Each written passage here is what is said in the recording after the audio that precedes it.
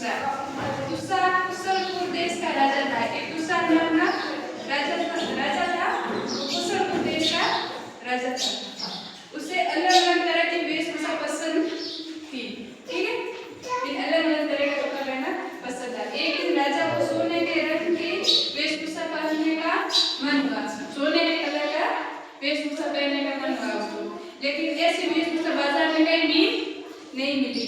राजा दुखी हो गया। फिर एक कपड़े का व्यापारी आया। राजा ने तो पूछा क्योंकि इन कलर को इन पसंद की ड्रेस को नहीं है।